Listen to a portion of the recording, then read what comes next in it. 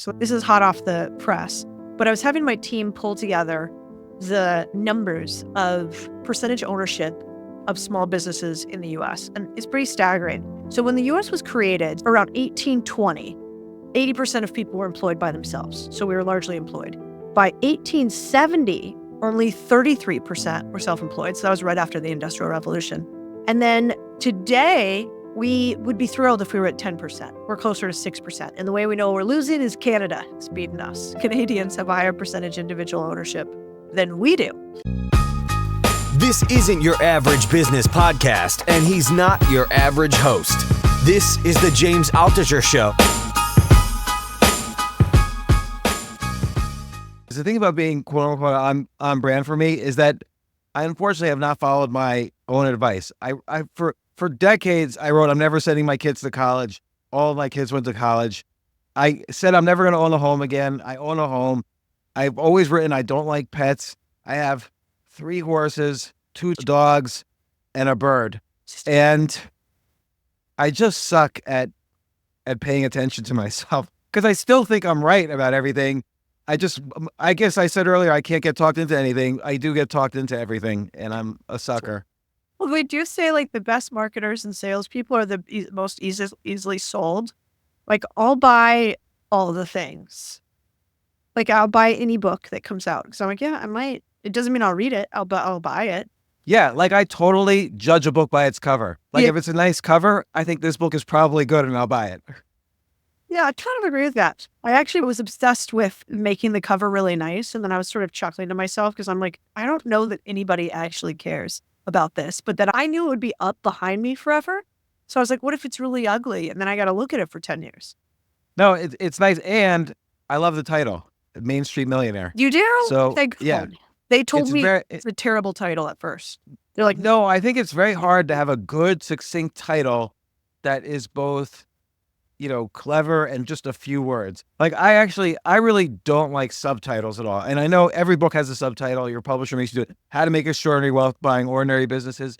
But I hate, no one ever remembers a subtitle. I don't read subtitles. But Main Street Millionaire, I feel kind of like, oh, I want to find out what that is. It's different enough. I want to open the book and like, what is that? What does she mean, Main Street Millionaire? Like I sort of know, but I don't really know what it means. Yeah. I mean, I do now. I've read the book and know you. Well, I think the other thing I was thinking with the book cover, at least, is that also somebody could be the thing. Like you could be you could be a Main Street Millionaire, and then you also could read the book Main Street Millionaire. And so I liked that. That's a good way to think about it. I like that because I always think of a cover as like a call to action. Like for instance, when I wrote Choose Yourself, that's like a call to action. And then I feel those titles are good.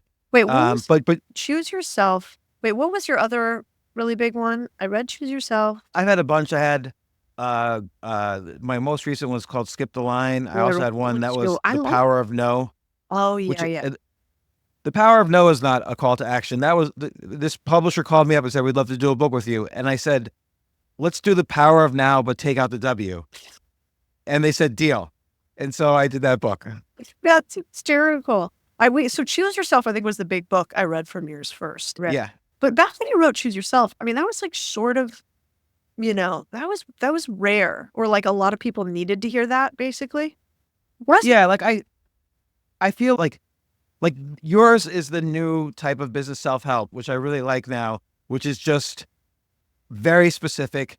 Here's step by step what you need to do. Here's what I did to make millions of dollars.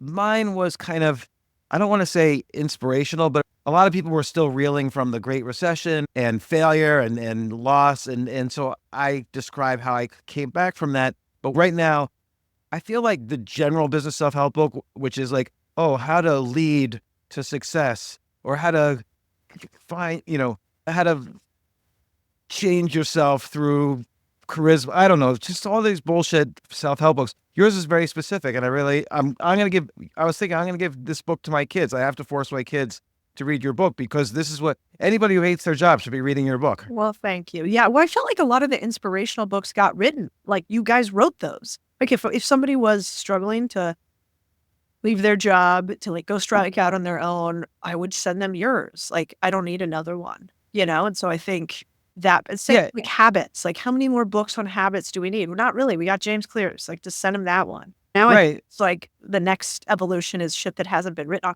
Or it's like Cult of Personality, and then the books kind of like go like this, and then they die. Right. I think someone like you would be in danger of writing something like that. Fortunately, you didn't, right? So everybody feels like, okay, I'm starting to get an audience, or I have this huge audience. Now I need to have a book to sort of cement it, because if all things being equal, the person with the book gets the speaking gig or whatever over the person who doesn't. So I was afraid you were going to do something like that. Fortunately, you didn't. Thank you. Yeah, no. I about die on the inside when there's a book that could have been like a sentence. And I think but there's a lot of great books today too. Do you find you read less because of YouTube? Not at all. I'm the opposite. I'm so old school. I don't think I learn well from watching something. Actually, like a little video when my employees send me something, I like that is a huge hack. Actually, I'm like, don't schedule a meeting. Don't write me a 42-page something. Put me a Loom on 2X with like a 1-page document. I'm happy as a clam. But like, I don't want to watch anybody's YouTube video for an extended period. So I like to read books because you can skim them real fast. You could like find the one thing you're looking for. The YouTube video, I'm like, oh my God, when do we get to the thing that I want? Yeah, no, that's true. I could see that, particularly if it's like an hour-long video, which I hate. 5 minutes is like my limit on videos. Yeah, but I think I'm old. I don't think that's normal. I think people these days they love learning from video. I like podcasts. Like I like this. I like listening to it. I don't even want to look at both of our faces. I just want to hear our little meat lips flapping and pushing out that. Your face is fine. I don't want anyone looking at my face, That's but not true. You got a great face and great hair. We both have great hair. there you go. That's the one thing I can hold on to. So, okay, let's talk about it, because I love this topic. Believe it or not, I can't stand the flashy tech businesses, although it's an exciting thing, AI, crypto, all that. But this really is the way to make real money, which is, I'll just summarize in one line, buying existing businesses that already make a profit.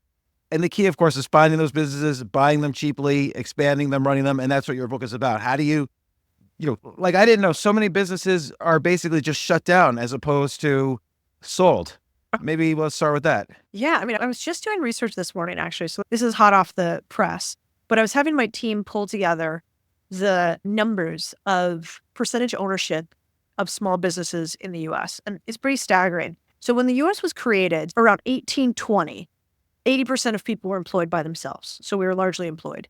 By 1870, only 33% were self-employed. So that was right after the Industrial Revolution. And then today, we would be thrilled if we were at 10%. We're closer to 6%. And the way we know we're losing is Canada is beating us. Canadians have a higher percentage individual ownership than we do. Why is that? What are Canadians up to? Well, I don't know. It's the only thing they're more free about than we are these days. But we need to dig further into the data. I mean, it might be most small businesses in the U.S., like more than 60% of businesses that are categorized as small businesses are just sole proprietorships, individuals that don't have any employees. So like increasingly, we don't own anything. It's sort of like that trope that went around a while with the guy who either said it or didn't say it about you will own nothing and like it, except like that is what's happening to us. And so these small businesses, I think, are a chance to push back, because if they shut down all over the country, then there's going to be like 2% of people that own small businesses in the U.S. And if we don't have ownership, I think it's a lot harder to be rich. And, you make a really good point in the book that we've been sort of scammed into believing that you could build wealth from a high-paying job, like a high-paying 9-to-5 job. It just is not true. No matter what your salary is, like I know people will make huge, huge salaries at whatever, they're lawyer, doctor, even CEO. They just can't, they can live well. They're not going to build wealth that way, though.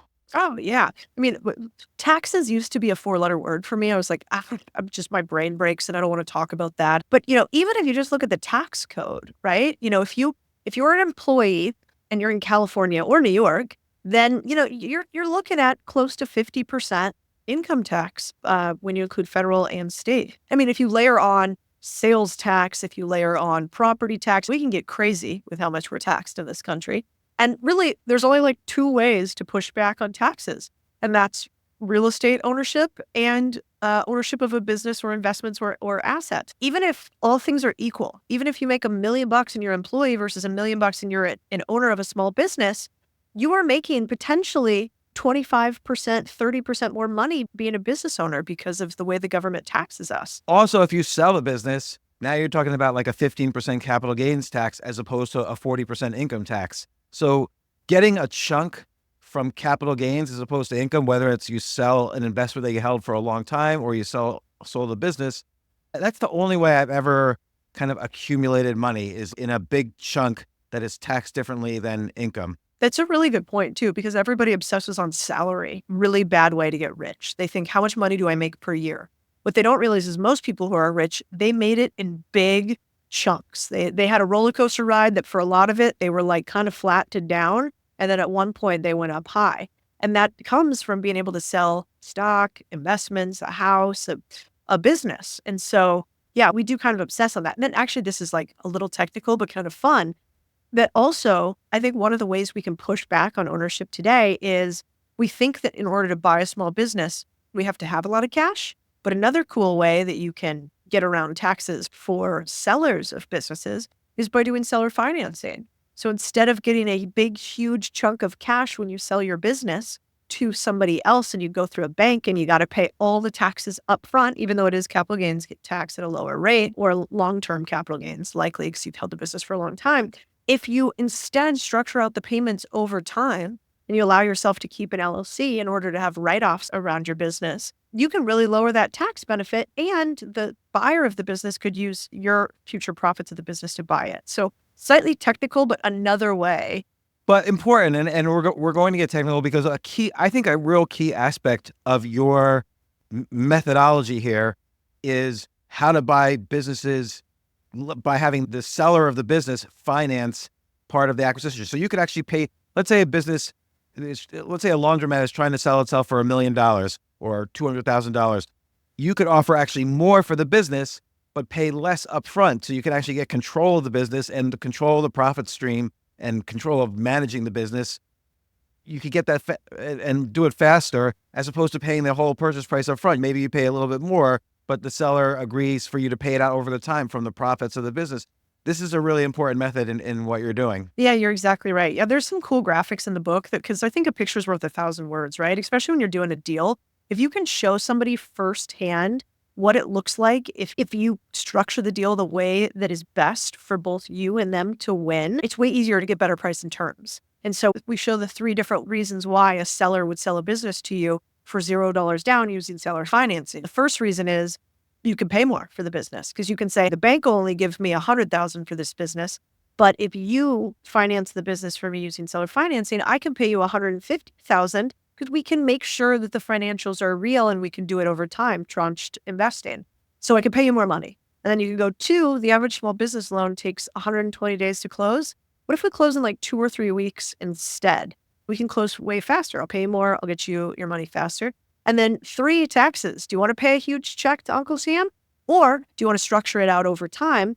And we can do some smart taxation strategies in order for you to not have to pay it all. I never thought about that, the tax part, which is because you're paying it out over time, they have more business costs. Whatever they do in their life, they have more business costs over time that they could write off. So they do pay ultimately less capital gains on the business. Right. Yep. That's exactly right. And then you can also change how you structure it over time. If you're buying the business using seller financing, you can get more creative with what you categorize as intellectual property in the business, which is better for them and worse for you as the buyer. You could categorize like goodwill and what would be called brand separately. And so you can negotiate a lot of this stuff that helps both of your tax burdens. But I think if you go to a seller and try to tell them any of this stuff straight up, they're going to be like, what are you talking about? Right. Like all they're going to hear is like, oh, I wanted $500,000 and you're giving me $50,000. That's right. Not good. Exactly. Look, it's very interesting that most businesses, again, there's all these businesses run by baby boomers, as you point out, like a plumbing company or a set of laundromats or a self-storage company.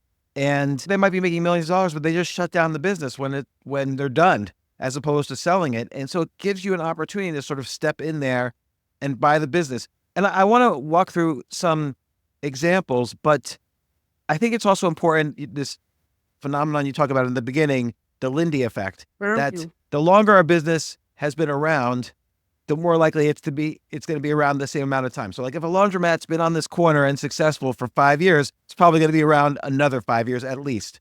And that's an important concept. There's two types of startups. There's one, oh, I'm going to make this new AI thing that's an AI crypto thing that's great and it's going to be worth 10 billion.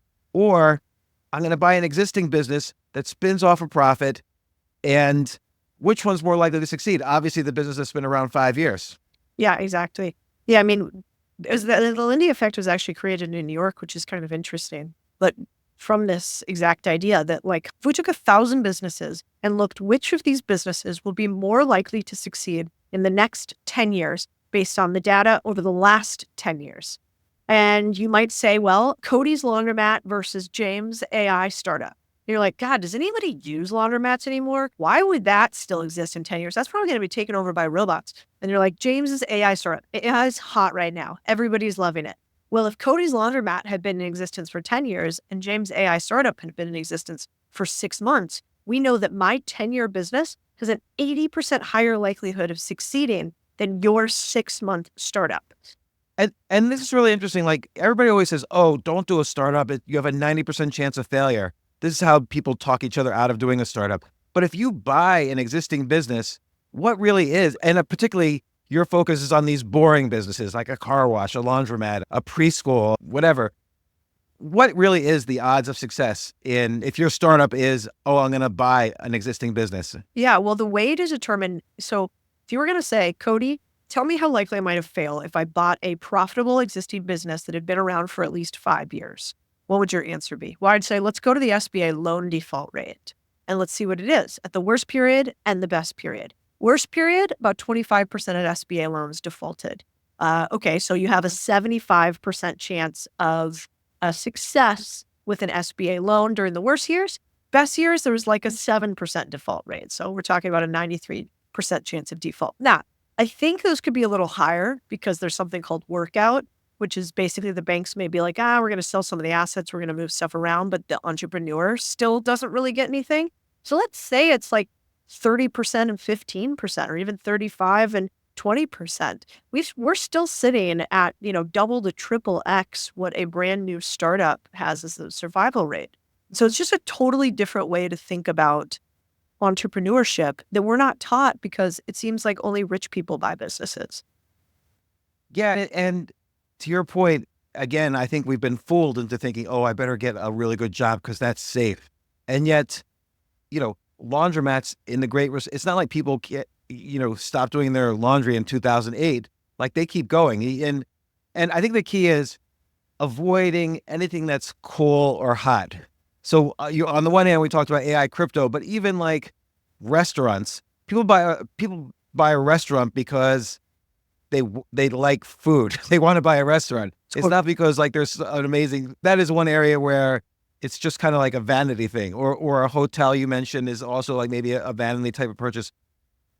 The guy I bought this house from, he was in the business of buying garbage and sifting through it for steel and then getting the steel, extracting the steel out and selling it. He made millions of dollars. Like that was his business and made millions of dollars doing that. I love, they're all around. I saw this really sad little post today on Twitter that hurt my heart. And as Twitter does sometimes, because it's been a cesspool. But it was basically this, this guy says, I think my son is embarrassed that I'm a garbage man, advice. And it talks about how he went to his son's school yesterday. And, I told the kids that I was a garbage man that picks up their trash every day, and that his son seemed a little embarrassed by the end because all of those other parents were lawyers, bankers, scientists. Well, in the book, actually, the first chapter is talking about one of my favorite billionaires, which is Wayne Huizenga, who built Waste Management, one of the multi-billion-dollar companies, American companies, that he started as he was a total fuck up. He basically went to school, couldn't get a job, really wasn't very good in the military either, got out of the military and ended up driving a garbage truck. And his colleagues talk about being like, oh man, I saw Wayne the other day. You see him driving a truck. I better go get a gig because it's that hard out here. He can't even get a job. And turns out he turned that one little garbage truck into then a $500 purchase of another garbage truck, cheaper trucks back then, obviously. to a multi-billion-dollar enterprise. Then he owned a bunch of sports teams, dated models, all the things. And, it all started from garbage. And so I think we got to get over ourselves about like the titles mattering. It turns out that if you build something that people need and they will pay you for it and you make money for it, you're cool. And so you're not just cool because you have a tech-backed startup or went to Harvard, Yeah, I think even as an investor, I like investing in roll-ups, like a company that they're in every region. They do air conditioning fixing. Like they buy companies that do HVAC installations and fixing and so on. Companies like that, where it's like the more you buy, the more you're able to kind of get these synergies at the back end, and the profit goes up. The multiple on the profit goes up as you get bigger. It's just like a solid business idea that's going to work if you have good operators. And these types of investments never fail. They're not going to return like 1,000x, but they might return like a solid 10x, which is still great. And those are like perfect investments, but they're boring. You can't convince other people to invest alongside of you. Oh, I'm investing in this air conditioning company. You want in? No, just show me the AI crypto thing. Yeah, But right. Well, and I think you and I got burned too many times on these startups. Like I've lost millions of dollars in startup land. And the only way I would do startup investing again today is in a fund structure where it's like, that's the right amount of money. It's, a couple of my millions of other people's, and it's dedicated to a 90% failure rate. We just know it. But like, I think we did a disservice to a lot of humanity by like these crowdfunding platforms and saying, hey, let's all go invest in these startups that have an extremely high failure rate before we've even made our first $1 million. It's just probably not a good idea. I agree. Tell me, how did you make your first $1 million? I was an employee when I made my first $1 million. So you did build some wealth as an employee, as a salaried employee. Yeah, well, I think that the cheapest MBA you can get is working for a big corporation. Like, I mean, Goldman Sachs and State Street and Vanguard, they spent hundreds of thousands of dollars training me when I knew nothing. And I was like a little young idiot, running around, not kind of knowing anything. And they even paid for part of my grad school degree. I think a corporate training ground is incredible. If I went back again, I wouldn't stay so long. I stayed for a really long time, like 12 years. But I think having a first couple of years at really hard jobs where you work for other people means that you're not going to lose your money out the gate. You get to learn on their dime and you get to get paid to learn. So I'm actually a huge proponent for that. I'm not so huge of a proponent for like MBAs. I think this is a really important point. MBAs, you learn nothing. The day you learn it, it's out of date already. The professors are out of date. Like, what do they know about running a business today because they became a professor 20 years earlier? And you're spending like hundreds of thousands of dollars to go to school when, like you said, I would say this is an important point. Like you worked at Goldman Sachs. Every industry has one or two places that are like the gems of that industry, where you look at the CEOs of all the other companies in the industry and they've spent time at that gem company. So like I also did a similar route. I worked for 3 years at HBO, which was like the gem of the entertainment industry. The CEOs of every other entertainment company at that time came from HBO. And I learned so much about business. I only did it for 3 years though, which is about what I would recommend. I feel like 12 years is too much. Yeah, way too much. At least if you want to be an entrepreneur. I think there are plenty of people that are like, you know what? I just want to stay in my job forever. I like what I do. Don't bother me about it. I don't need to be a psychopath running a P&L and responsible for everybody. But I still think even if you do want to just, quote unquote, still really important, be an employee, then at least you should get some skin in the game. So some upside, invest in things on the side. What I worry about is like, we saw it happen. Layoffs.io or layoffs.fyi, that incredible website where they started tracking all of the tech layoffs. Well, I remember fuckedcompany.com. Same thing. Yeah, it was that when I was always looking for my own company on there. Oh, so yeah. Because it was like a free indicator, right? Yeah. Yeah. And people would complain about the company and you'd hear all sorts of stuff. How did you then, when did you start making the leap from a job to like, when did you buy your first business? So I bought my first business when I was an employee and I had like 3 kind of failures at it first. I bought like a marketplace, a tech company that I really didn't know what I was doing. it didn't work out very well. Like an online marketplace? Yeah, fashion styling. It was called Threads Refined. Total idiot those. And I didn't lose that much money, but I didn't make that much money. Then I bought a consulting firm. I just didn't make very much money doing that job.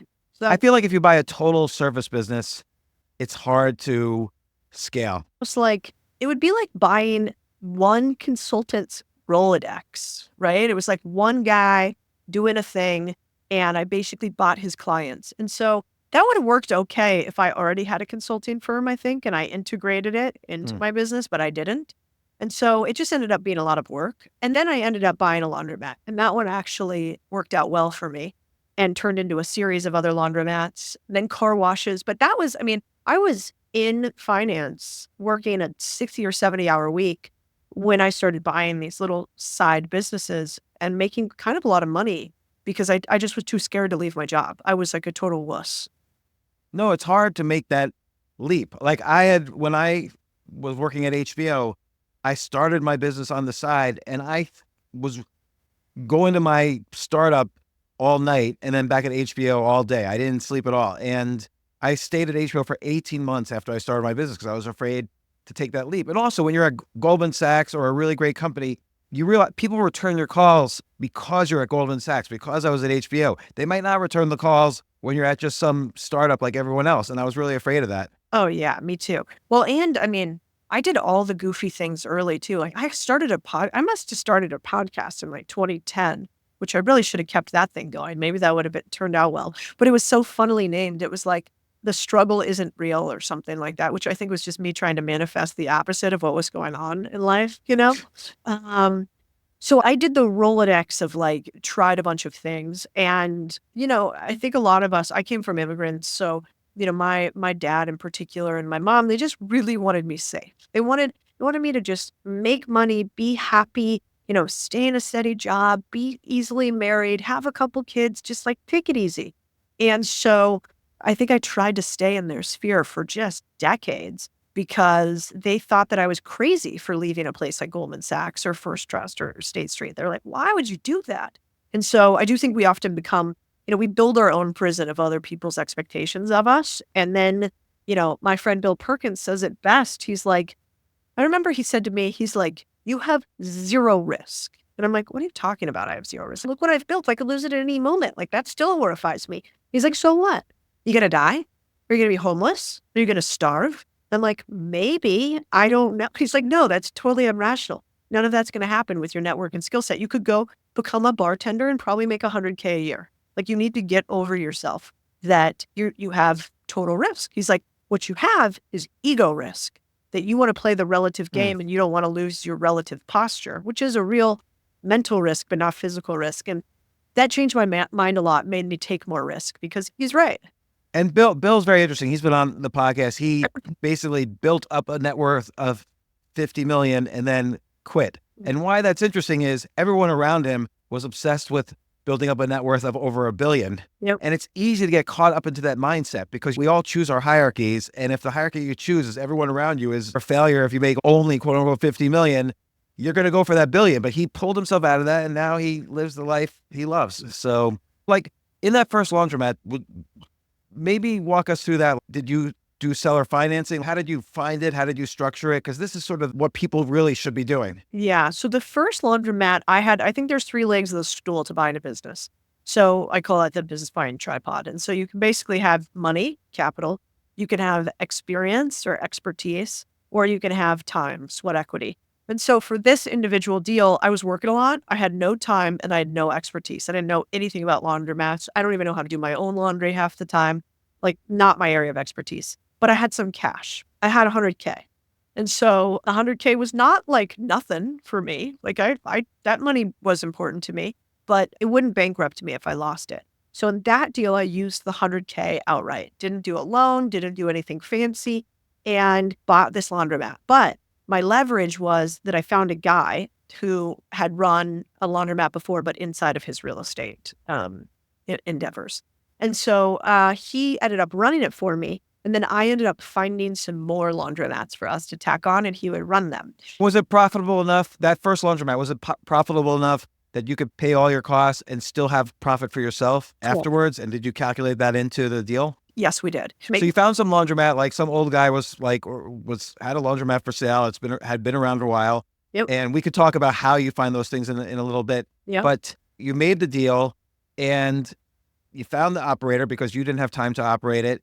And there was enough profit somehow in this mix. And you calculated this out beforehand that you could pay the operator, pay yourself, and potentially invest a little in growing the business. Exactly. Yeah, we basically at the time, I probably wouldn't do this again, but we split it 50-50.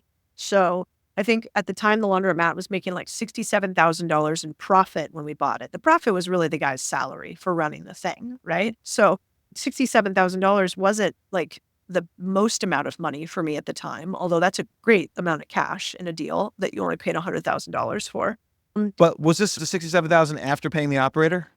That was after. Well, he was a little unique because we split the $67K like down the middle, basically. That didn't end up being what it was by the end of the year, but for illustrative purposes. So yeah, so I paid him, let's call it just about 25. I took 25. It made a little bit less than we thought right up front. And he was willing to only take 25K to run it because I sold him on this idea of like, let's buy a couple more. And one way to think about this for the listeners is if you have $100,000 or $10,000 or whatever amount, if you put the money in a savings account, you get 3% interest. If you do what you did, you're getting, you invested $100,000, you're getting $25,000 a year out of it. And that's 25% interest. So with minimal work, because you had an operator. In a worst case scenario, it would be minimal work and you're making 25% a year on your 100K. That's exactly right. And then the part that I think a lot of people don't think about is your real goal. The 25K is awesome, but your real goal is let's make the laundromat more valuable so that if I buy the laundromat for, $100,000 and then I grow the laundromat 2 or 3x. Well, when I sell a laundromat, even though if I grew up by 2 to 3x, that might also mean that I get to sell it not for 2 to 3x more, but maybe for 4 to 5x more. Because this is a key point that people don't understand. Like as you grow a business, the first derivative is positive. So the more you grow the business, even more you grow the value of the business. Yeah. So if you grow the business 50%, the value of the business might grow 100%. Yeah, you're exactly right. I mean, it's really easy to see with graphs. That's what I try to do in the book is show you like, all right, if you buy it for this and you make this much money on it, then versus a saving account, you're doing relatively pretty good. But if you go out this much, then you sell it, then you're doing really good. Then you've just like gotten your salary back in 2 to 3 years. And then what do? You take another portion of what you've made, you put it in another business and you do it again and again. And so like amateurs always yell at me about that first deal. They're like, this was a shitty deal. $67,000 isn't enough for all the headaches that come with Laundromat. And my point is like, I don't ever say that buying a business is easy. I do say that it's simple and that once you've bought one and you've figured out how to scale it, it's super worth it if you can learn this skill set. And so, And how did you scale that first laundromat? Like, what did you know about scaling laundromats? Well, thankfully, I knew a lot about marketing and sales. So, and my father was in commercial real estate, so I probably had an unfair advantage there. But laundromats are all really about visibility and notoriety. And so we did remember like when you go outside of places and you see not the wiggly guy, but they're like a sign that kind of like wiggles in the air. So we did those outside, with the name on it. We did a little bit of a facelift on the front of the laundromat. Nothing expensive. We just put these like tinted signs out front so people knew. We did little things like we did like a book event once a month. So it's like, oh, come for coffee and like a book trade. You can have free books. So it's like community outreach, basically, just to get more people aware of what we were doing. Then the other thing that we did, so more notoriety. The second thing that we did is we increased the average order value of each individual. So back then, I probably wouldn't have even known that term very much. But basically, if originally they might only spend, I don't know, $3 or $6 with me doing a couple of loads of laundry, could I also sell them the soap? Could I sell them the dryer, sheets? Could I put a gumball machine in there so that now they're spending not $3 to $6, maybe now they're spending, $9 to $12. And so I've maybe done, it's not that dramatic, but, I've maybe increased my individual order value of each customer by like 25%. Well, that's material. I'm sorry to always interrupt, but like Sure. each thing is fascinating. So I want to comment on that a little bit. When somebody starts a business like this, it's very hard for people to raise prices because they feel like they know their customers. They feel like they're betraying their customers if they raise prices. but almost every small business that I've given advice to over the past, let's say 20 years, the first thing I tell them without even thinking about it is just raise your prices. And because they're like personally attached to the price that they're charging.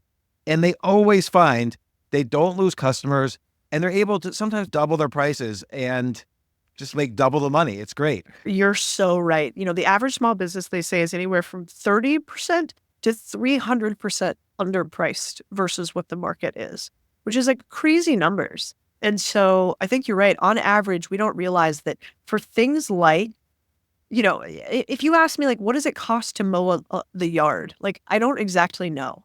And so if my lawn man was charging me $100 to mow my lawn every other week, but he increased it to 120 or 125, that is a material impact on his business. Probably not that material to me. And so, Right. but, my landscaping guy, for instance, he literally, James, I have to chase him to pay him.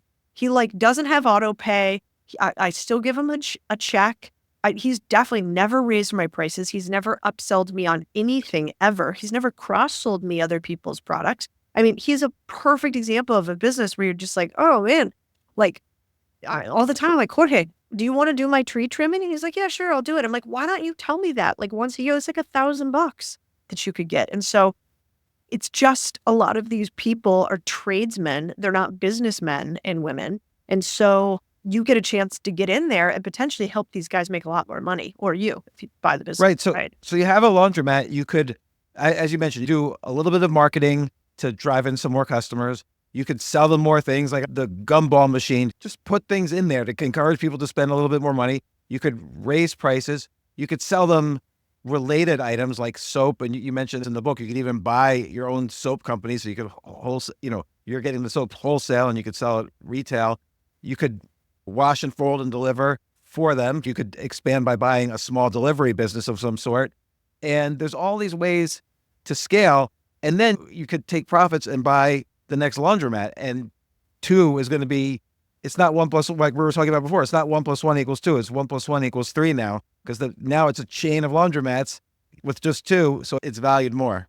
Yeah, it's exactly right. I mean, I met a couple the other day that I just, when you look in an entrepreneur's eyes, James, and you're like, oh shit, you're going through it right now. Like you could just look at them and be like, ooh, how's the business going? Like I can tell. And I was in a laundromat the other week and they had started it from scratch, which I just think is a really tough thing to do and I would never advocate for, because each machine costs like $30K in a laundromat. Plus you got all this weird build out you got to do with like pipes and water and electricity and some zoning stuff sometimes, depending on how you get rid of soap. So anyway, it's like kind of an expensive build out. And so I saw this big, beautiful laundromat and we were talking to the owners and I was like, you guys just, you built this, how you doing? And she was like, fools, she's like, it was miserable. It cost us $2 million to build out this laundromat. Oh my It was gosh. 9 months over the timeline to execution. She's like, we almost went bankrupt. She's like, it's beautiful now, but like we are going to have to, a $2 million laundromat to, if the average laundromat makes 15 or 20% profit margins, we're talking about not getting your money back for years and years. And so fully recouping your cost of capital. And so for her, I was like, if you did one thing differently, what would it be? She was like, yeah, we should have listened to you. We should have bought a laundromat instead. Like so many of these legacy businesses already exist and we're getting sold ideas of how to make them like fancy and shiny and new. But we could do that over time, little by little. Like our parents used to redo our houses, right? Like, remember like growing up, I remember living in a construction zone like 3 or 4 times, like a whole part of the house, like tented kind of, and they were working on one part. Now, what do? It's like we build a whole new house. We totally redo the thing. And I think business is the same way. It's like, how can you be just 1% a little bit better every day? And you'll be shocked at how much more money you make if that's all you do. Yeah. And I think people underestimate every aspect of this. Like, let's say now you want, instead of doing $2 million on the build out, you could buy, with that $2 million, you could probably buy several laundromats. Like, talk about how do you arrange the seller financing? How do you convince someone to do it? Why is it beneficial to you? Yeah. And so on. Well, we have a couple things. The one that I already took notes on, there's a segment in here that I think is really important. And it basically talks about how to find the right seller avatar. Yeah. For most people going to buy a business, if you're going to go buy a business from 30-year-old Codie, who's growing her business double digits every year, who's only been doing it like 3 to 5 years and likes what she does, that's a terrible seller financing avatar. Right. We have this checklist in there that's like, okay, has the person been in business over 5 years? Is the person over X age? Is the person in an area or an industry that is growing at like 3 to 5% growth per year, which is pretty average for a small business? And do they have some version of the 7 Ds, which are, disease, dullness, departure, disagreement, distress, divorce, Death. Good one. And if you have one of those, you often have the perfect seller avatar. And so that's what we're trying to look for. And that's because, like, let's say someone dies. Now the kids have to either shut down the laundromat. And I'm using a laundromat, but it could be a car wash. It could be any of the number of businesses from the industries you mentioned. But let's keep with laundromat as our placeholder. But the kids might have inherited a laundromat. Now they have to pay tax on it. They don't want to run a laundromat. They just have to sell it. That's exactly right. Yeah, or there's a fight inside of the business and one kid wants it and one kid doesn't, but one can't afford it. And so they got to sell the business outright in order to get the cash out. Or there's a divorce and, the husband can't afford to pay the wife what her payout is unless they cash out the business. There's so many reasons, but a lot of these days it's really retirement. Like that is the number one big one, is that the entrepreneur is tired. They don't have an exit plan. Their kids don't want to take over. They want to move. They're ready for the next adventure. And this is their example. I mean, I was just talking to a seller the other week and the business was making right around $400,000 a year. They were probably doing $2,500 in revenue. So that's a healthy business, $400,000 in his pocket every year at the end of the year. And he'd been running that business for like 12, 13 years. And before that, he had another business just like it that he had sold. So like in aggregate, he had actually run a business like this for probably like 30 years, but just, 2 shots on goal. And, when I asked him, I'm like, so why are you looking to sell this thing? You're making nice money. You appear to have a good life. You got a good team going on there. He was like, I just realized that this isn't my favorite thing to do every day anymore. And so I'm getting a little older. He and his son are really into pickleball of all things. And so he's like, I can still kind of play pickleball right now. And he's like, I don't know how many more years I got with that. And like my son, and then I got a grandkid coming up. And so he's like, so I just, I want to spend more time playing pickleball and I want to spend more time with my church. And so because of that, I'm kind of ready to sell. But like, I'm not in a fire sale. And also I don't actually need the money because I've been making $500K a year for 30 fucking years. So he's actually sitting pretty. And these are so common, but the problem is they're not always listed publicly. They're ones where you got to go find them. I think, again, it's one of these things, people have a shame factor. Like they don't want people to know they're selling. They don't want their employees to know they're selling their business. It's like a private thing almost. Yeah. I mean, if you think about it, you are like probably a little nervous that your business is going to implode if you tell people. And so for a lot of these guys, this is the first business that they've ever run and definitely the first one that they've ever sold. So they've never done this before. Anytime you've never done this before, it's scary. And what kind of business was it? Can you say? What kind of business did that guy do? A home services business. Yeah, he actually had a flooring restoration company. So they did cleaning and restoration, I think, because he had a recurring revenue component, which was nice. That was his cleaning business. So he would come into like corporate centers. He would have contracts just like, to come in and clean. But then he would also restore floors. And I don't know exactly what kind of floors, but. I see. So it wasn't dependent on him necessarily. The business had experience and reviews and testimonials. Yeah. And he was able to send anybody in and restore the floor. Yeah. What kind of deal would you structure with someone like that if you were to buy the business? I mean, so $400,000 a year profit. I'd typically go to 2 to 3x. So like you would offer, let's say $800,000. Yeah. And he would probably say no at $800,000 and he'd probably want more like $1 million for it. That a lot of people want when they sell. So he'd probably say no. He might try to push me up to like 1.2, 1.3 for it, but I think that would be too much. So I'd probably do something like I'd start at $800K, and at $800K, I'd be pretty happy. I'd do a reasonable deal there.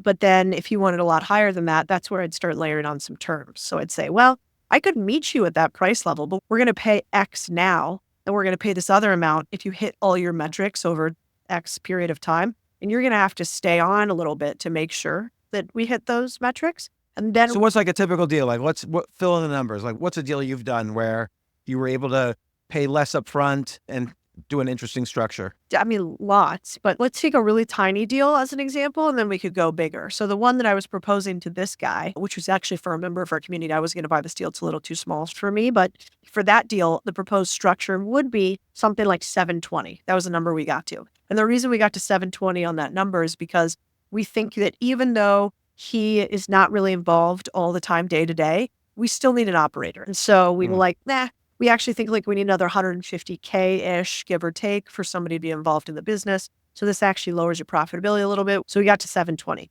The guy didn't like 720. He's a nice guy though, so I think they still may do the deal, which means that the second phase is milestone based. So they put seller financing in front of the guy, about 20% down on both deals. It's two guys going in to buy this business with him. And they're going to offer him up to 1.1 is what they've lightly agreed to now. But in order to do that, he actually has to hit last year. They did like 498 or 598 last year. And then they're down to like 450 or something. It really ranges from like 400 to 500 at the high end. And so they're like, well, in order to hit that 1.1, you got to hit those bigger numbers again this year. We got to get back up to 500K for a couple of years, and then we'll be comfortable paying this larger number. So we'll pay it out over time. I believe their term is 7 years. What would be the first payment? What would they put down? What's 20% of 7?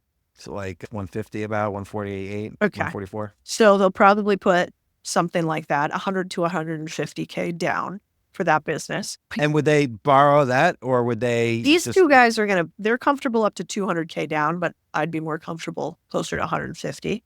So they'll put 150K down. They'll have another amount in escrow. I think the guy wants another 150K in escrow. So I don't know if they have all of that or if they'll have to bring on a third party for it. So let's call that 300K. So it'll sit in escrow account for a year. And if they hit their 500K number, then another portion of that gets released to the guy. They want to do over a 7-year period. They negotiated quite a nice interest rate on it too. The average loan right now at the SBA is somewhere between 8 and 12%. But because it's seller financed as opposed to the bank, they're going to get like a 5.5% loan, I think. So he'll make even a little bit more than the number that he wants because they'll pay him interest each year on top of it. But I like the interest to be a little bit less because we need the cash flow in a business like this. This one doesn't have a lot of operating expenses. They've got some machines, they've got some trucks, but they don't have like construction materials for floor refurbishing. It's mostly just the machines and labor. And are employees fine with a new operator coming in? So you put out an ad, hey, we need an operator of this business. And are the existing employees like cool with just a new guy coming in and bossing them around? Yeah, it's such a good question. I always come back to I think it's Maya Angelou quote that says, they won't remember what you said, but they'll remember how you made them feel. And I think that's true in doing deals, but I think it's worse than that. They'll remember exactly what you said and how you made them feel when you do a deal. So I think one of the keys when you take over a business is the thing that finance guys typically do not do well, which is we kind of want to obsess on the team that you're acquiring because those are going to be your friends, your homies. And a lot of times in the beginning of taking over these businesses, though, there's a lot of positive upward momentum because these businesses have only been growing by 3-5% per year, if at all. And so nobody's making more money over time. Everybody's kind of like just doing exactly what they've been paid to do. There's nobody really driving anything forward. So, we have a little protocol we do in the first 90 days for how to get people on board. But suffice to say, it's really important, I think, when you get in there to immediately rip the Band-Aid off. Hey, I'm here. I'm in charge. But number 2, I'm not here to cut away all the fat and make this a miserable business. I bought it because I like this business as is. All I want to do is make it better for us. And then you got to get rid of the cancer. So there will be like 1 or 2 people who are just not going to be a good fit. You need to move them out quicker rather than later. And it's sort of like, tell me if I'm wrong, it's sort of like you have to bring someone in because I would be worried that existing employees might know ways to kind of steal from the company or to charge customers and not let you see what they're charging. I don't know. There's like lots of ways you could get cheated. And you describe in the book being cheated on several occasions. But I feel like if I bring in my own operator/bookkeeper, it's a little harder for them to do that. Not that I'm distrustful as a person, but you got to always look at the worst case scenario when you're doing a financial transaction. It's a great point. I've done both. it really is like personality driven. I found a lot of times the founder types are the ones that will justify stealing from you. The ones where you have like a GM who works in the business who you're elevating to the next level, I found they often just want help. Those aren't the people that have cheated me. The people who have cheated me are like people that I thought were really strong operators and they were going to crush it for me. And they were all charisma and bullshit. I'm sure it's also happened quite a bit where the accounting team steals from you because they actually could at a base level. So we do always have I have a third party look at all the financials of our businesses.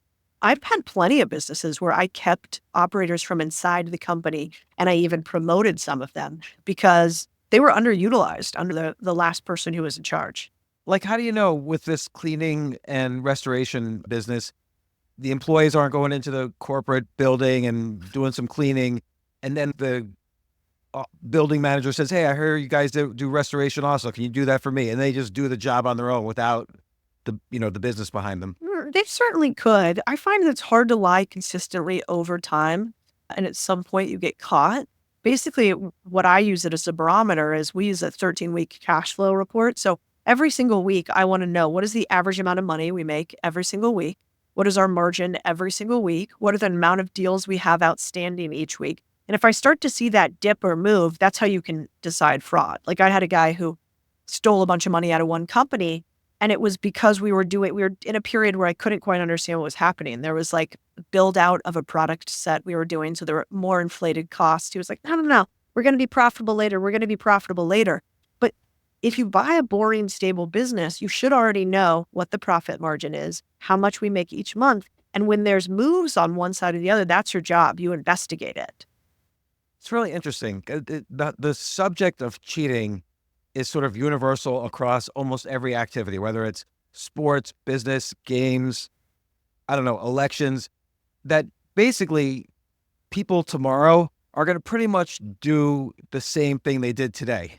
So like if someone is in a sport and they run a marathon in 3 hours, that's probably what they're going to do tomorrow also. Like they're not going to suddenly do it in 2 hours or some phenomenal thing. It's like in school. If somebody gets C's on every test and then suddenly is getting A's on every test, they're probably cheating. You could kind of tell from the numbers that improvement is gradual. It's very rarely like a sudden leap, unless like we were talking earlier, like you just double prices. But in general, if the business is roughly the same tomorrow, everything else, all the money you make, the money you lose and so on should be the same. Yeah, I think that's true. Also, the more simplistic people are in their explanations, I usually find the less likely they are to steal from you. If they can't really explain stuff and you're getting confused and they're over complicating it, that's usually a red flag for me. If they're like, oh, we're down 20% this month because we lost a big corporate contract and I can like check that out easy, it probably checks out. But if it's like, well, what happened is fulfillment was bad. And then because fulfillment was bad, it's often a red flag. Either they're inept, they're not really involved or working that hard because they can't explain it, or they're trying to confuse you. Yeah. So now let's say someone's listening to this and they're like, okay, well, how am I going to find a business? I don't know any laundromats. I don't know any car washes. What are some other industries? Well, let's talk about like 10 of my favorite businesses to buy right now. One of the ones I'm kind of obsessed with today is addiction recovery centers, small ones. I mean, single family homes where you put people recovering from addiction in them.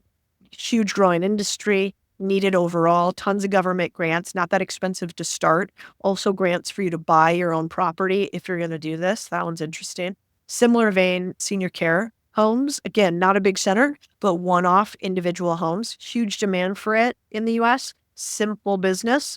Strong. Do you get worried about liability with stuff like that? I think if you're properly covered from an insurance perspective, it's very insurable. It's just expensive to have that kind of. So it's basically like in a case of like a senior facility, you're basically like buying a piece of real estate that has maybe added income streams as opposed to just rent. Exactly. Yeah. So oftentimes the incomes are like 2 to 3x typical room and board, which means you have a nice little profit margin, but you do have to provide some additional services. I once owned part of an addiction recovery facility for teenage girls. Our business was limited to the number of rooms we had. So we'd always try to buy abandoned hotels, get them regulated by the state, and then build out the business. And then we sold to a roll-up that didn't have a presence in our state, which was Connecticut. And so it was a great deal. But these are like great businesses. They're great businesses that nobody talks about. They're also not that complex. It's pretty simple if you're willing to do the dirty work. I also really like home services businesses. So like window cleaning, we own a window cleaning company. We own a painting company. I almost like window cleaning better than painting because it has recurring revenue. Like you can do commercial contracts continuously with window cleaning. Painting commercial contracts are a little bit harder unless you're in a really harsh state with like winter or like Phoenix, your paint cracks every year. We have a handyman business, and I really like the handyman trades because I think people will pay subscription help for handyman continuously, but right now that's service people don't really offer. And you don't think that's personality based? Like, oh, you get used to your handyman. Oh, I know I can trust, Charlie comes every week to fix everything up. Oh, well, what do you mean there's a new guy coming? I'm just going to look around now. Is there a moat around that? Yeah, I think if you brand the company as opposed to the individual, then you're a lot better. I also think that there's insurance that helps a lot with handyman companies. Most handymen are not insured tradesmen. And if you are a homeowner, you actually kind of want that. It's also a lot more about safety, security, timeliness, follow-up. Often we keep cards on file, so they'd have to cancel that to go with this guy. Sure, there's going to be some churn, but I think less than we anticipate. Anything that makes it easier for us as humans to get things done will probably mean we stay with a company more consistently. We also have a roofing company. Roofing companies are kind of interesting. It really depends where they're located. They can be kind of scammy and insurance claim oriented, especially in Texas. There's lots of people who chase hailstorms to fix roofs. So you need to be careful about that. But it's a great business to be in because people need roofs on a redoing of roofs on a consistent basis. And you can also get pretty big commercial contracts. What else do I like recently? I mean, we did a really interesting video on a garbage man business. I didn't know this existed, James, but apparently I thought like every city, township, whatever, had a big, huge corporate garbage company that went around and covered them, and that you didn't get to choose. Like, I can't choose where I am in Austin to get a different garbage company. It's like the city provides it. I have to pay for it. I don't know. But in a lot of HOAs and municipalities, you have these third-party providers that you can use. And so, a friend of mine, Spencer, just got really annoyed at his HOA garbage company and spun up his own garbage company. And now they're doing, multiple six figures a year in revenue. And so wait, he started up his own garbage company. He got his own HOA to use them as opposed to the existing company.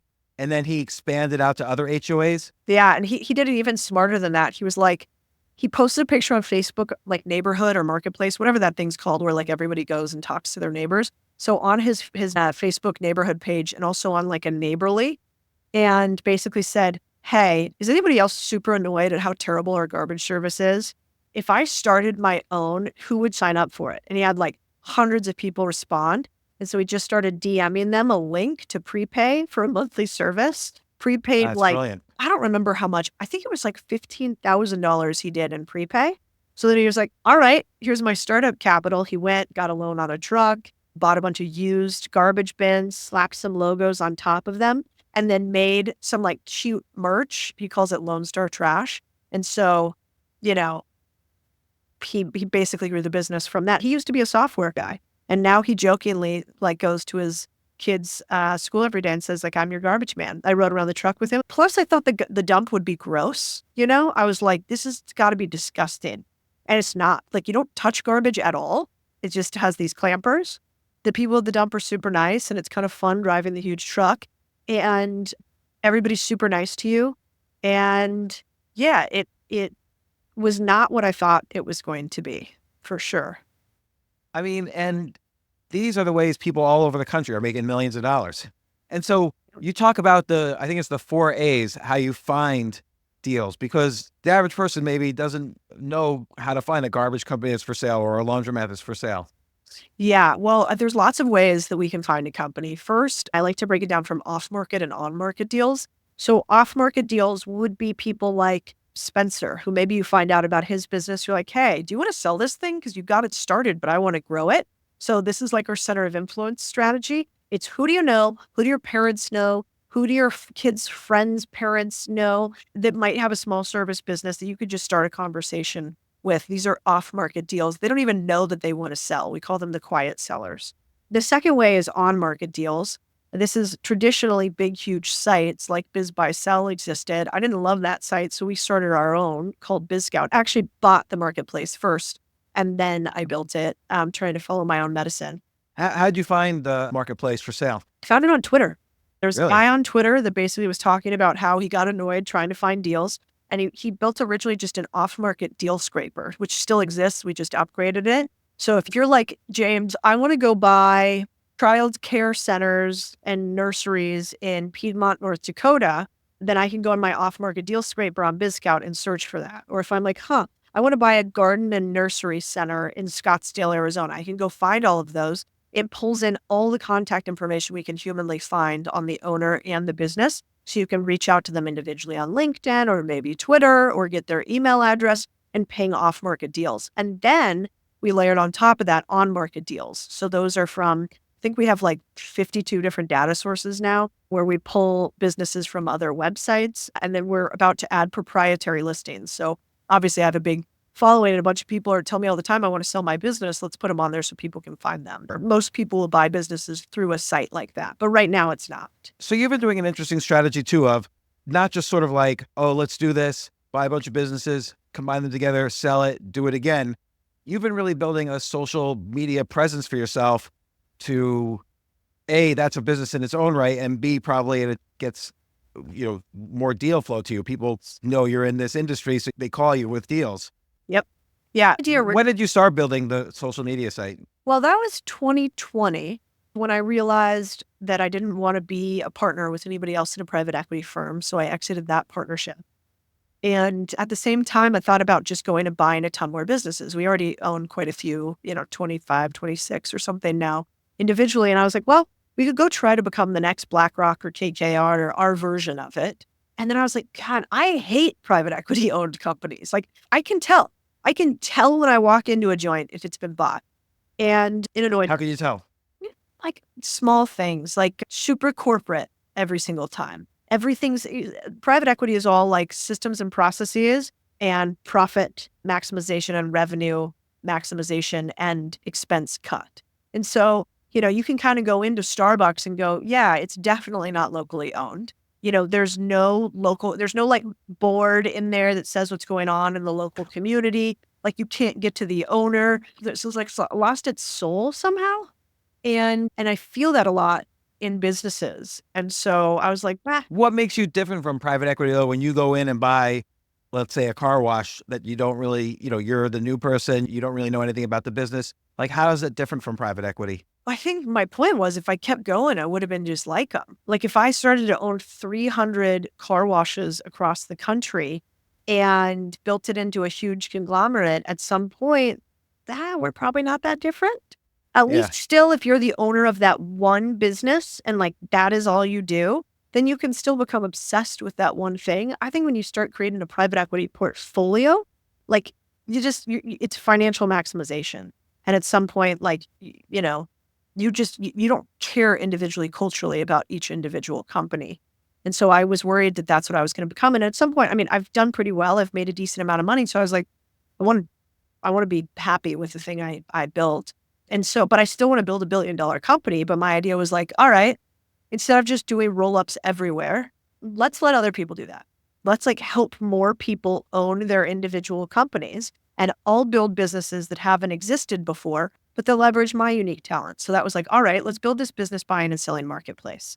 Like that would be really hard for an individual to do at scale everywhere. It actually gets net better the more users that are on it and the more consolidated it gets. That's right. It has the network effect. Exactly. And do you also, I think you do, but I'm not sure. Do you do an online course on how to build a business? We do. We have what we call the Contrarian Academy, which is we have 2 communities. And we're working on a third and a fourth. So we have one for buying a business. Then we have one for you've bought the business. Now do you scale the business? Then we're going to have a third for now you've scaled the business to like 10 figures plus. Do you want to create a portfolio of business? And then finally, we're going to have exit. So now you want to sell your business. And the idea is like, could we create our own little financial MBA program, but like 1/100th of the cost for people who want to build up small businesses? And then can we have events sort of all throughout the country doing the exact same thing?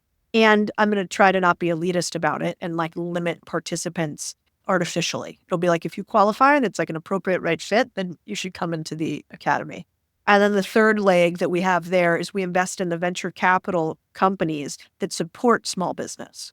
So again, like economies of scale are real. If you have the best laundromat software out there, we invest in one called Sense that aggregates data across the entire laundromat industry. It has like the CRM and the back end and the order flow processing, et cetera. Take the one thing you're good at and then build like a satellite of companies around you, which allow you to diversify your revenue streams for your business too. Well, and I would say you're really exceptionally good at building a social media following. Like you said, you started this in 2020 and you've already built this enormous platform. You're a great writer on social media. You present great content. I just saw a tweet, I think it was yesterday from you, where I didn't know this about you at all. You were a journalist covering the border at some point, and you described all this horrific stuff. Somehow, I guess you did that in between or before Goldman Sachs. I don't even know. You were like the James Bond of the border for a while. Well, I was still in college. The last year of college at Arizona State, I got something called the Howard Buffett Foundation grant, which is Warren Buffett's son, to cover border issues across the U.S.-Mexico border. And so they gave us money, and I didn't graduate fully a year early, but my last year was for my thesis. I was in the honors college. And so we got to go live and work on somewhere along the border covering stories. And so I chose Agua Prieta, which is a little border town, and this other town called El Paso and Juarez. And at the time, you're young and dumb when you're young and dumb. I really didn't think very much about covering border. In fact, I thought it was really cool. I thought it was super cool to like go and cover border issues. And that would have been 2007, 2008 period of time. And that was like some of the worst cartel violence along the U.S.-Mexico border. I think they were saying in that 3-year period, something like 10,000 people died in Juarez. So it was awful, but it was fascinating as a journalist. Like, we were covering things where I remember vividly there would be 2 newspapers every day in Juarez, and they would both have body counts every day, but the body counts would be different. And so one was supposedly managed by the cartel. At the time, the big fighting was the Sinaloan and the Sonoran cartel. And then the other newspaper would be the government. And so you would kind of be able to triangulate like who was fighting who and like what was happening through the 2 newspapers. But yeah, I mean, I think I'm similar to you. You like to write, right?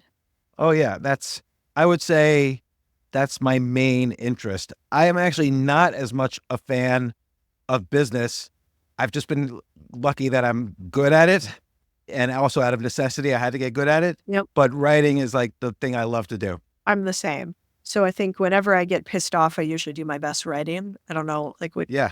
It's like pissed off. But this is why probably you're a good content creator. Like people don't realize writing and content creation is, I hate using the phrase content creation. So writing is a skill, and it's a skill that's developed over years. Everybody thinks, oh, they can write a LinkedIn post and they can make a tweet. They're a writer.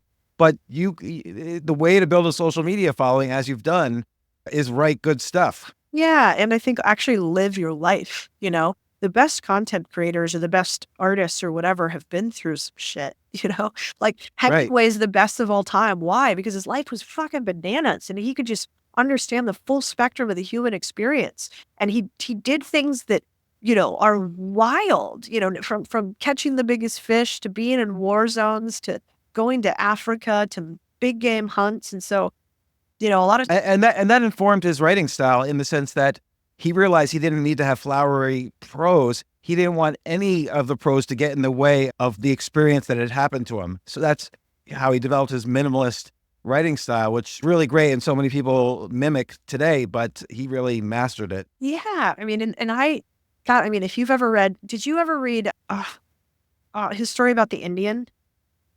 Is like Indian wife or Indian baby? I don't think so. I'll have to send it to you afterwards. You just read it and you're like, it's so short. It's so poignant. And like the last line, you're like, oh my God, I understood this whole thing. And the whole thing is the opposite of what I thought. And so, some of my experience today in business and otherwise is I think influenced by the fact that like, I've seen what happened to people who have no money. They have no power and terrible things happen to them and they can't push back and nobody gives a fuck. And so I get really mad thinking about people not having money because money is freedom. And the less you have of it, the more other people take advantage of you. And that, I think, just was carved into my soul while I was a journalist for that very first, short period of time. And is why I get annoyed when people don't talk about money and when people try to make this really big, difficult, terrible thing. It's like, it's hard, but it's not rocket science. And I think more people could have more of it than they imagine. I mean, every aspect of money is there's psychology, there's shame, there's fear, there's ego. There's so much involved that it's like how someone makes money. Like for instance, you work at Goldman Sachs. Most banks, maybe Goldman Sachs is one of them, maybe not, but most banks are basically run by total scumbags. Like, and everything they do is, in some gray area against their customers, against their employees, against shareholders. It's really hard to figure out what the motives of some of the things they do are. And yet, that's totally respectable. It's the most respectable thing. Oh, I worked at Goldman Sachs. But if you do something like, for instance, I sell a financial newsletter and had a business for many years, which I sold, but doing that, it's shameful. That's a schlocky thing or whatever, even though I might legitimately, I am legitimately interested in helping people out, do a better job investing, don't make the mistakes I initially made and so on. But it's a little bit more of a shameful industry. Well, I think you were just ahead of the curve. I think in 20 years, that flips. I was reading a tweet yesterday. I can't remember who said it, but I was like, yep. It's like contrarian take. You pay $200,000 to a traditional university, you will be in debt. But anybody who spends $200,000 and applies what they learn to a technical school or a online system like you and I have, like many other people we know, likely to cover the costs. I mean, think about it for a second. Absolutely. Like the ROI on it is so real. And so of course people are calling you schlocky and saying it's shameful or whatever, because you are disrupting an entire industry that has been built for decades on the idea that you don't need to know. I know, give me your money, I'll take care of it. I'll take 2 and 20 or I'll take 1% and, see you later, bye. And so yeah, the whole 2 and 20 thing is ridiculous. Hedge funds charge 2% of assets and 20% of their profits. And then you look at their holdings and their SEC filings, they own Microsoft, Exxon, Google, Tesla. They own the same things everyone can just own without paying 2% of the assets and 20% of the profits. It's a total scam. And yet, these are respectable billionaires. Like, we have to listen to them. They're going to tell us what to do. Well, also, I mean, you think about it for a second, you can have unlimited upside on your education. Unlimited. Like if you keep learning, you can keep earning. You have a limited upside on what you can earn from any type of investment. I mean, the best businesses in the world, maybe if you're Tesla, Elon Musk, I guess you have unlimited business upside. Or maybe if you get really lucky in Amazon, you have almost unlimited upside and getting in really early in the stock. By and large, you're better off investing in your knowledge than you are investing in any sort of investment. And I think that's the other thing that they don't want us to realize is until you have really mastered, hey, how can I learn how to buy a business the best way possible? How can I really make sure that I understand real estate investing? And then you go invest, you're going to make way more than if you throw cash immediately at a deal or you throw it in a mutual fund. And I wish that more people talked about that too. I mean, people say that to me sometimes with our academy or whatever, like, hey, should I do this or should I just go buy the business? I'm like, honestly, if you have to ask that question, you should just go buy the business and see what happens. Because what's going to happen is you don't actually know what you're doing yet. You have to learn. And you can either learn by doing it, but that means you're putting cash into it, or you can learn with a group of other people that are doing it all at the same time and you can steal their 10,000 hours. And so it'll be interesting. Did you see that? That's totally true.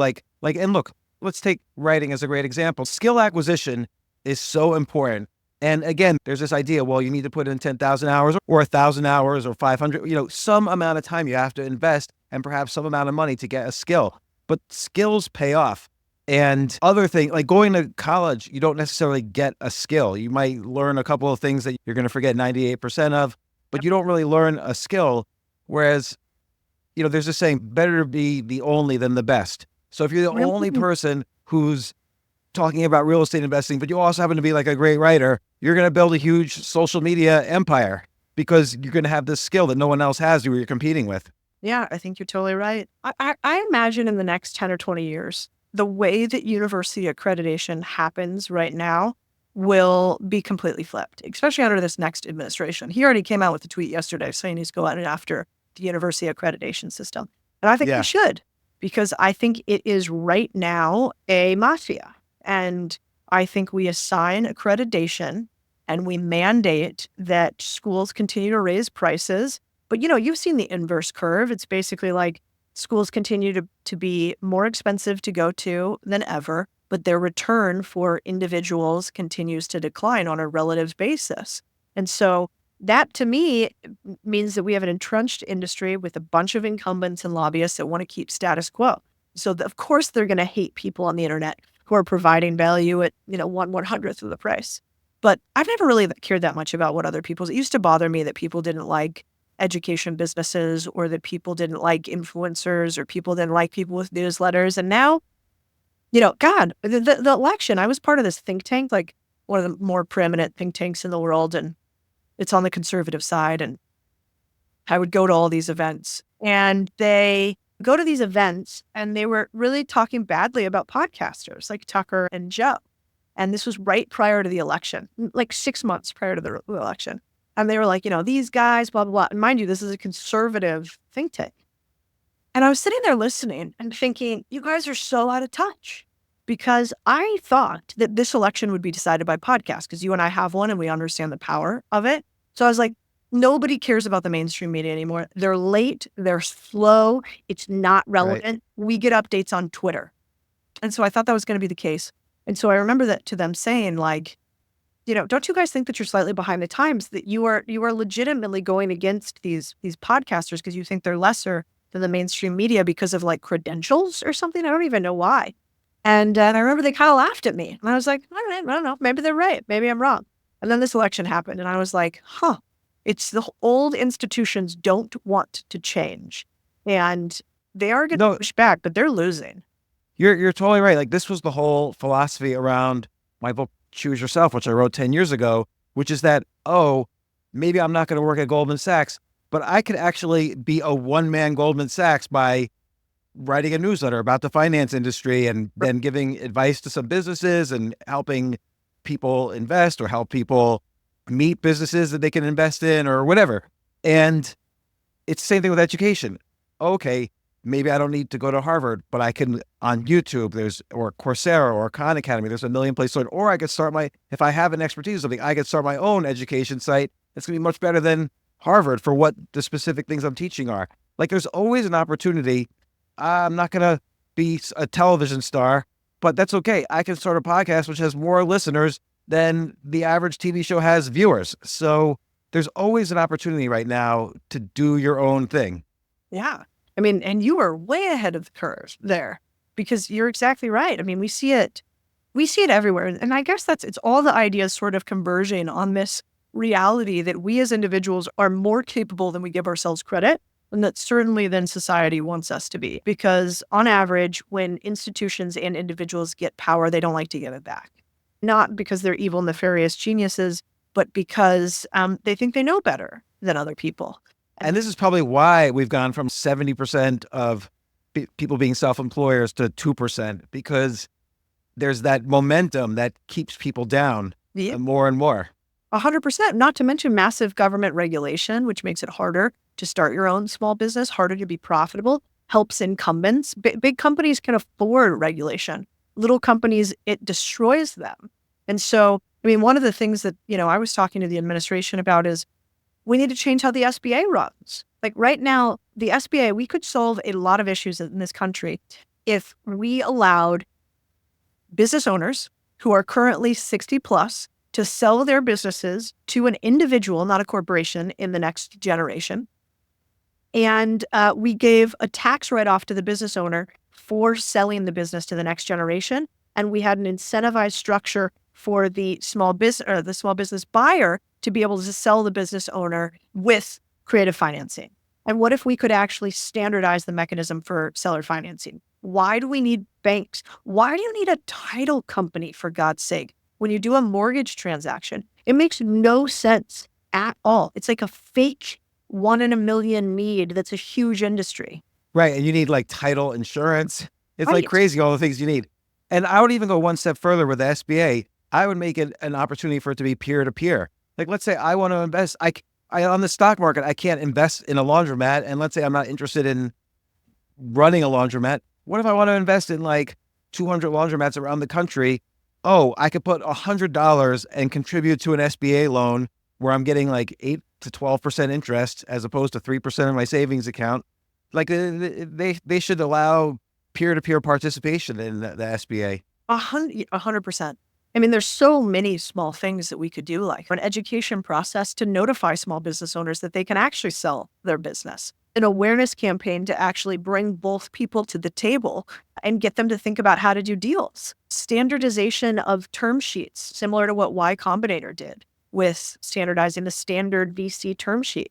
Let's standardize the standard business selling or buying term sheet so people don't have to pay $20,000 to get it done individually when most of the deal terms are the same. Oh, why don't you do it? It'd be like kind of LegalZoom's the sequel. We're going to try to do everything possible. I'm going to try to use BizScout as a mechanism for all of this. And these days, if you want to get something done with the SBA, I'm just going to start tweeting about it and say, hey, if I was in charge, here's the policy decisions that I'd make. But similar to you, I don't want to be in charge. I'm very happy to assist and not have any positions of power in the political sphere. What if they offered you a position of power? I'm so busy building right now that it's just not on my radar. I think it'd be a disservice, but I would happily help them find somebody who I think was better suited to it. I think like public politics, like you should go into it after you've done like some decent contribution to society. And then you should go into it for like 4 to 8 years and then peace out, which is what I would want to do. I have no desire to be a career politician. Well, that's good because I think it would ruin your excellent, I enjoy reading your stuff every day. Whenever you put out a newsletter, whenever you put out a tweet, it's always something interesting that I'm going to learn from. And that's why I was so happy a few months ago when I heard you were putting out this book, Main Street Millionaire. I knew this was going to be the perfect book people should read about essentially making wealth. This is definitely an avenue I feel is people are unaware of how successful this strategy for building wealth is. It's much more successful, I think, than any other strategy for building wealth, hands down. James, I appreciate it. Unless you're like a super software guy and you've been living in Silicon Valley for 20 years, so you know everybody. Like Silicon Valley is all a game. Like you have to kind of live there, know everybody, and then, you're going to get $1 billion valuation when your company's not better than the company that got a $3 million valuation for doing the same thing. It's so true. And it's such a club. Like now that we run a venture capital fund and I've met a bunch of these people, with all due respect, it's all a game of who you know and like, oh yeah, let me make that intro for you. And you're like, what do you do? You're a professional introer. Like they're not builders. I mean, I was a VC for a while. I was so bored. I couldn't. And then everybody comes in with their pitch deck and it's exactly the same pitch deck. Everybody's got the kind of right-handed smile. It's like, 0 revenues within $1 trillion in revenues when we sell a refrigerator to every other person in China.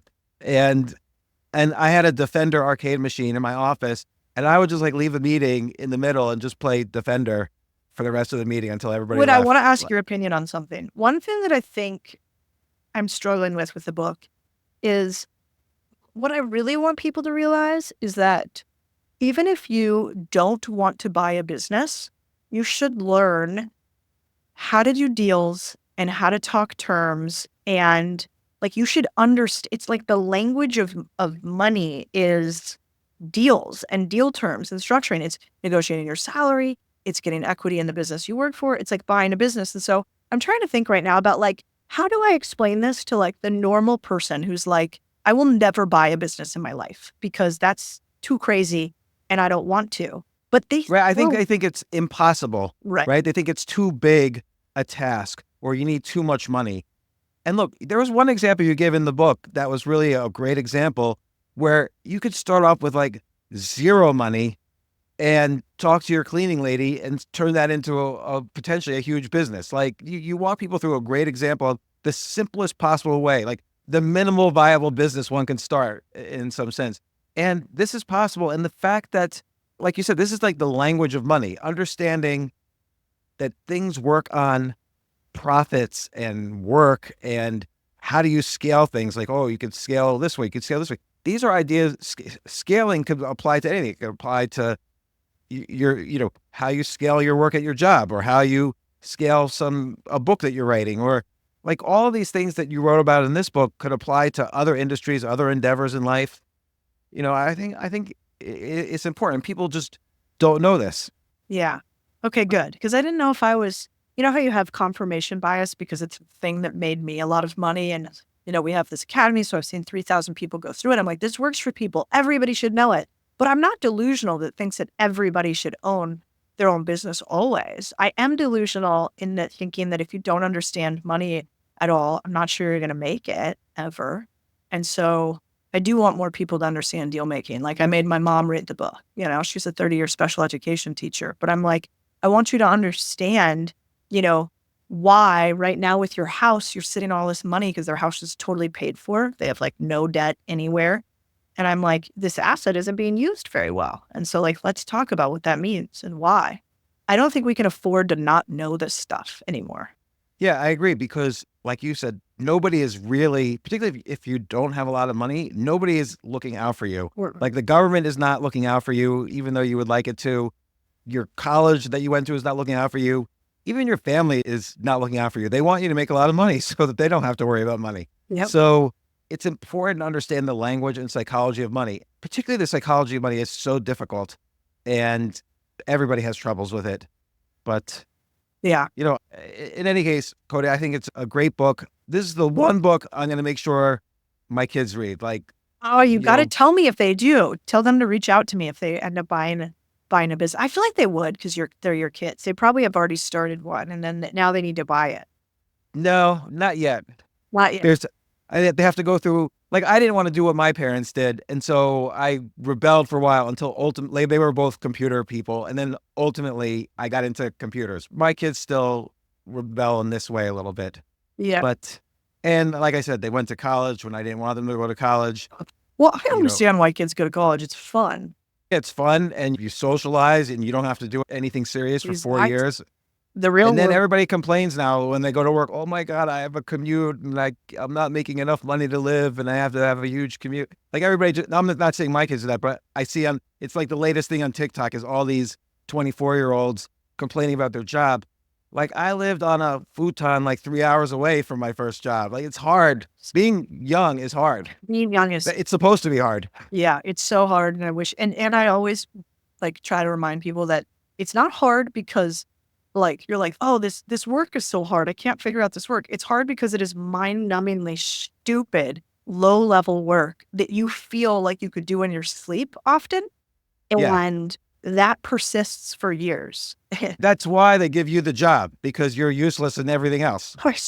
We should really be motivational speakers for young kids. We'd just be booed off. You guys suck. We'd just be throwing stuff at us. Oh, but I will say though, everybody always says, oh, this next generation is not as good as the last my generation or whatever. Their kids are lazier now. But actually, like, you go on Instagram or TikTok, these kids have like superpowers now. They're like climbing up walls, and there's amazing musicians. Like they have so many talents that I didn't know anybody with these talents when I was a kid. Like each generation gets better, I think. Me too. But somehow it doesn't seem that way at first. Like they get better and worse at the same time, but then it all comes together. I think we're at like a little bit of an American renaissance here. We're at the edge of it with a lot of technology, but I also think, we had a guy in our group that he was 19 years old when he joined. We had started like 3 years ago. So whatever, what is he, 22 now or something like that? And he bought his first business when he was 20 and has just sold it. I'm like, oh my God, when I was 19, I don't remember what I was doing. It was a multi-million-dollar business, an agency, marketing agency for real estate agents. And sold the business at like a perfectly timed moment, is now looking for his next deal. And he's about the nicest kid in the world, but every time I see him, I'm like, you think you have an excuse? That kid's 22, and he's already sold the business. And did he start with nothing? He started with nothing. He negotiated the deal to get a percentage. He grew the business. So he negotiated the deal to get a percentage of all net new sales in the marketing agency. That did really well. So he ended up owning 20, 30% of the business, both distributing, so distributions, distributing equity and just equity in the business. And then the founder of that business had a few agencies. The other guy kept a portion of it, and they both made money when they sold. And there's a lot of techniques also you write about in the book that we haven't even talked about, like the whole process of, I think you call it like 100-50-30- whatever, like the 100 days to research something, 50 days to identify a business that's possible, 30 days to then negotiate. I forget the exact things, but there's a lot of parts of this book that people need to read to understand this. And again, instead of having some crappy job for 30 years, like this is a better way to make money. I also think, like, I was a day trader for a long time, and I thought, I'm going to get rich quick day trading. I wish I had done this instead. Like, it was such a waste of my time for years and years day trading instead of being out there actually looking for something that really creates value and makes profits and is fun. Yeah, one of my cousins was so funny with day trading. He was trying to tell me, this was like kind of during the hype, but when everybody was really getting excited about day trading. He's young man. He's super smart and he's super entrepreneurial, but he gets caught up sometimes in those get rich quick schemes.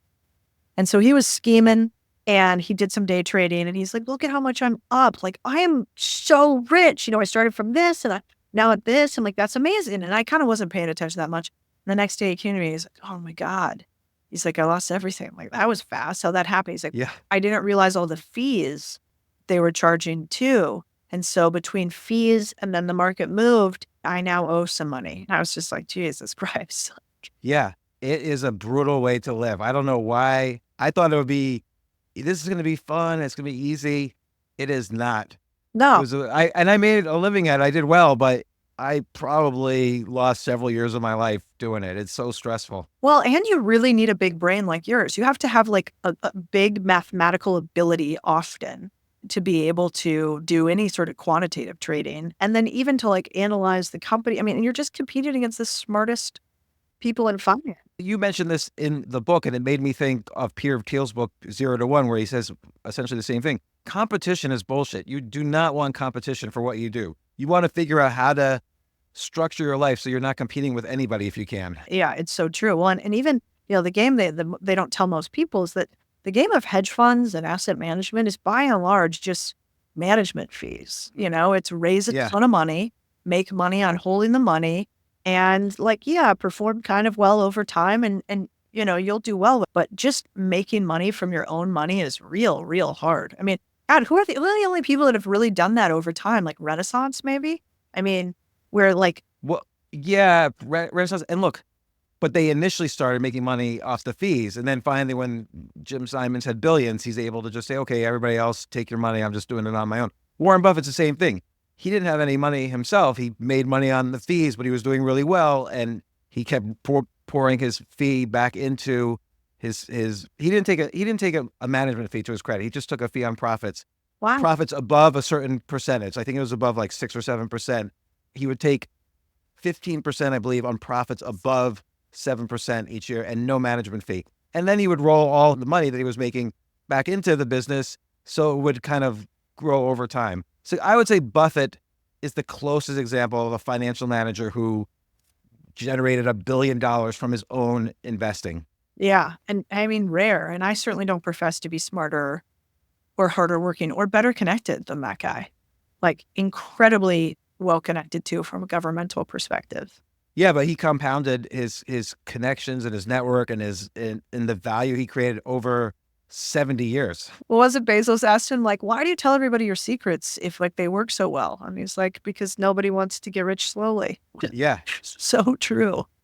I also think there's a right place, right time sort of thing. Like he kind of came of age in the early 50s after World War II when, finally depressions and wars were over and the American stock market went on this enormous boom that's still kind of continuing. And so he was 20 years old right at the beginning of that. So he was definitely at the right place in the right time.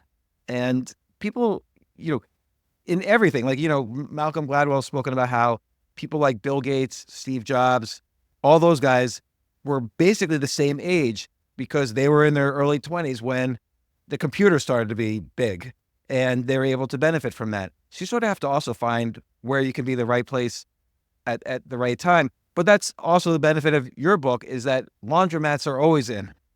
Everybody needs plumbing no matter what. Like if your toilet is clogged, you will spend your last dime to unclog it.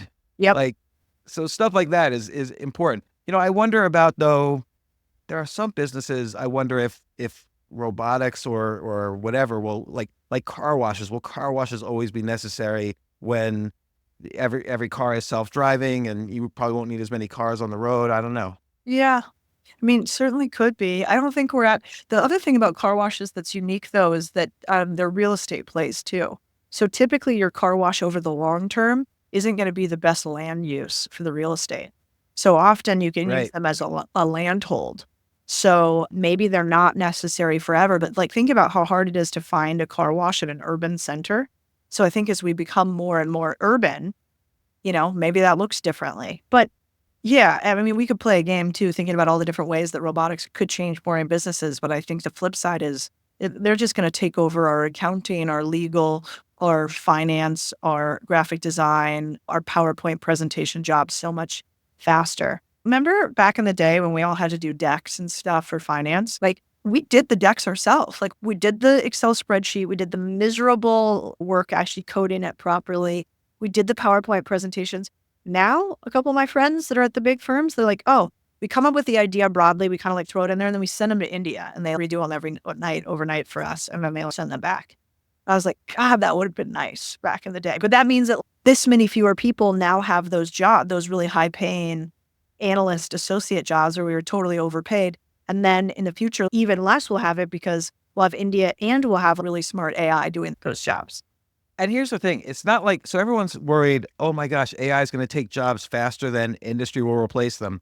But I feel like people always say that and it's never happened. We don't know what jobs the old typewriter makers eventually got. They probably weren't making computers, but they did eventually find jobs. It wasn't like everybody in the typewriter industry was on the breadlines and homeless. People just find new jobs naturally at some point. Yeah. Well, like industries evolve. Yeah. I mean, what about like right now in like record unemployment still?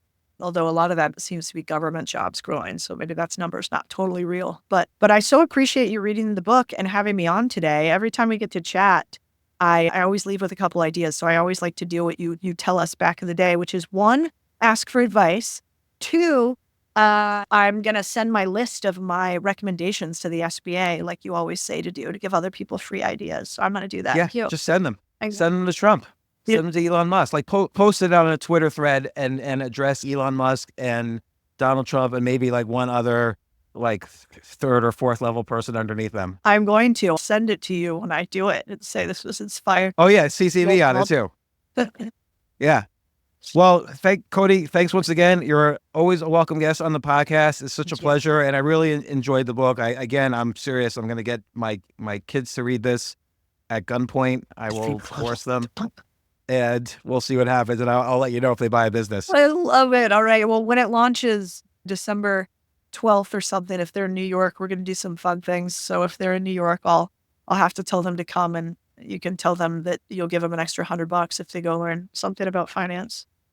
I've tried financial incentives for them and it doesn't work, but I'm going to try it again. We'll see. Wow. All right. You're the man. Thanks for having me, James.